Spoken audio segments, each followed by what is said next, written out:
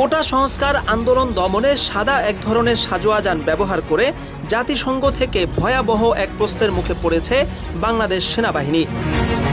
Armoured personal career বা সংক্ষেপে APC নামে পরিচিত এসব সাজোয়াজান সাধারণত বড় ধরনের যুদ্ধ এবং ভয়াবহ সামরিক আক্রমণের মধ্যে ব্যবহৃত হয়।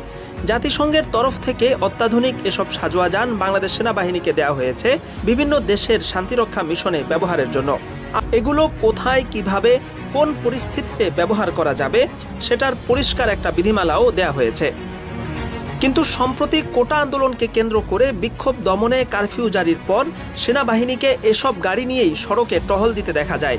এরপরেই বিষয়টি জাতিসংঘের দৃষ্টিগোচর হয়। নিজ দেশের জনগণের বিক্ষোভ দমনে যেখানে বিক্ষোভকারীদের পক্ষ থেকে কোনো রকম গুলিবর্ষণেরও শঙ্কা নেই, এমন পরিস্থিতিতে এসব সাজোয়াজানের ব্যবহার দেশের সেনাবাহিনীর শান্তিরক্ষা মিশনকে প্রশ্নবিদ্ধ করেছে। ইতোমধ্যে জাতিসংঘের মুখপাত্র এ বিষয়ে পরিষ্কার বিবৃতি দিয়েছেন। এ সময় জাতিসংঘের লোগো সম্বলিত এসব সাজোয়াজান ব্যবহারের বৈধতা নিয়ে তিনি প্রশ্ন তুলেছেন। একই সাথে এই কাজের জন্য জাতিসংঘের তরফ থেকে বাংলাদেশ কর্তৃপক্ষের কাছে জবাবদিহিতামূলক নোটিশ পাঠানো হয়েছে বলেও তিনি জানিয়েছেন।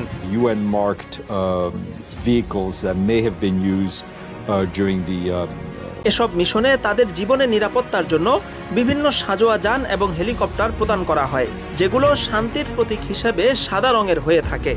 মূলত এই ধরনের সাদা অনেকগুলো এপিসি ঢাকার রাস্তায় নামিয়েই বেকায়দায় পড়ে গেছে বাংলাদেশ সরকার ও সেনাবাহিনী। নোটিশের জবাব তো দিতেই হবে। এছাড়া ভবিষ্যতে জাতিসংঘের শান্তিরক্ষা মিশনে বাংলাদেশ পুলিশ ও সেনাবাহিনীর সুযোগ পাবে কিনা সেটা নিয়েও তৈরি হয়েছে বড় রকমের অনিশ্চয়তা।